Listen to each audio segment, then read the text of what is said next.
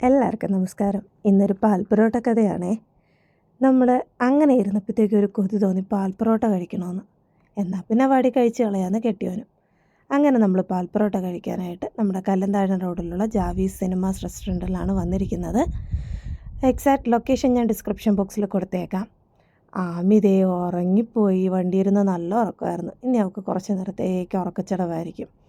ഇതാണ് അവിടുത്തെ menu card. വെറുതെ നോക്കിയിരിക്കാൻ തന്നെ, മറിച്ച് നോക്കാൻ തന്നെ എന്ത് രസമാണെന്നറിയോ മെനു കാർഡ്. വളരെ വെറൈറ്റി ആയിട്ടാണ് അവർ ഓരോന്നിനും ടൈറ്റിൽസ് കൊടുത്തിരിക്കുന്നത്. ഇങ്ങനെ നമ്മൾ മെനു കാർഡൊന്നും നോക്കിയില്ല. കാര്യം നമ്മൾ കഴിക്കേണ്ടത് എന്താണെന്ന് വളരെ നിശ്ചയിച്ചായിരുന്നു വന്നിരുന്നത്. അതുകൊണ്ട് ഇത് വെറുതെ ഒരു രസത്തിന് വേണ്ടി മറിച്ച് നോക്കുക കേട്ടോ. ഞങ്ങൾ ഓൾറെഡി ഓർഡറൊക്കെ കൊടുത്തു കഴിഞ്ഞു. എന്നിട്ട് ഫുഡിന് വേണ്ടിയിട്ട് വെയിറ്റ് ചെയ്യാണ്. ഇവിടുത്തെ നല്ല ആംബിയൻസ് ആണ് കേട്ടോ. ഓരോ റൂമും നല്ല ഓരോരോ തീമിലാണ്, എല്ലാം സിനിമ ബേസ്ഡ് ആയിട്ടുള്ള തീമിലാണ് ഇവിടെ ഓരോ ക്യാബിനും സെറ്റ് ചെയ്തിരിക്കുന്നത്. ആംബിയൻസ് മാത്രമല്ല, ഇവിടുത്തെ സർവീസും വളരെ നല്ലതാണ്. വളരെ വൃത്തിയും കാര്യങ്ങളും. അതേത് ആർത്തി മൂത്ത് ചിക്കൻ ലോലിപ്പോപ്പ് എടുത്ത് ചവച്ച് അവളുടെ വാ പുള്ളിയിട്ടുണ്ട് ഋത്തുവിൻ്റെ. അവൾക്ക് ചിക്കൻ ലോലിപ്പോപ്പ് വലിയ ഇഷ്ടം. ദാ വന്നല്ലോ നമ്മുടെ താരം പാൽ പൊറോട്ട. ദേ നല്ല ചിക്കൻ്റെ പാൽ പൊറോട്ട ആട്ടോ മേടിച്ചത്. ചിക്കൻ്റെ ഗ്രേവിക്കകത്ത് തേങ്ങാപ്പാലിലൊക്കെ കുളിച്ചിരിക്കുന്ന പാൽ പൊറോട്ട, അതിൻ്റെ മുകളിലൊരു ഓംലേറ്റ്.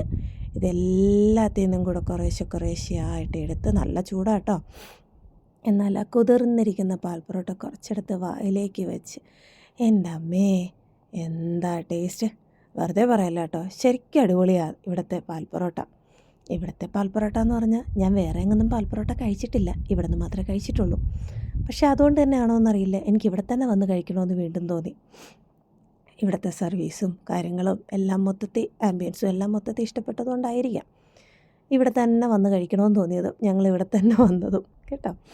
അങ്ങനെ അത് ഫുള്ള് ഞാൻ തന്നെ കഴിച്ചു. ജസ്റ്റ് ടേസ്റ്റ് ചെയ്യാൻ വേണ്ടിയിട്ട് മാത്രം കുറച്ച് എനിക്കും പിള്ളേർക്കും കൊടുത്തു, 1 2 ബാക്കി ഫുള്ള് ഞാൻ തന്നെ കഴിച്ചു കേട്ടോ. എല്ലാം കഴിച്ച് കഴിഞ്ഞ് ലാസ്റ്റ് കുറച്ച് ഗ്രേവിയും ചിക്കൻ്റെ കുറച്ച് എല്ലോ മറ്റോ ബാക്കിയുള്ളൂ. അതെങ്കിലും ബാക്കി വെച്ചേക്കടിയില്ലെങ്കിൽ ആരെങ്കിലും പ്രാഗ് ഓടിയെന്ന് അനി പറഞ്ഞു. അതുകൊണ്ട് ഞാനൊരിച്ചിരി ബാക്കി വെച്ചു. അത് അങ്ങനെ കഴിച്ച് കഴിഞ്ഞ് കൈയൊക്കെ കഴുകി ഞങ്ങൾ പോകാനിറങ്ങി. ആമിതേ ഇപ്പം നല്ല ആക്റ്റീവ്. എത്ര നേരം ഒരു എക്സ്പ്രഷനും ഇല്ലാതിരിക്കുമായിരുന്നു. ഇപ്പോൾ അവൾ ഭയങ്കര ആക്റ്റീവായി. ഇനി എപ്പോൾ ഉറങ്ങുമെന്ന് ദൈവത്തിനറിയാം. അങ്ങനെ വയറ് നിറച്ചു കഴിച്ചു. ഋതു ആമിങ്കയുടെ ഇനി വണ്ടിക്കകത്ത് കയറി അടിയായിരിക്കും. ഋതു ഫുൾ ആക്റ്റീവാണ്. എന്തായാലും ഓക്കെ, ശരി. അപ്പോൾ ഇതാണ് ഇന്നത്തെ കഥ. ശരി, മറ്റൊരു വീഡിയോ ആയിട്ട് വീണ്ടും കാണാം. ബൈ.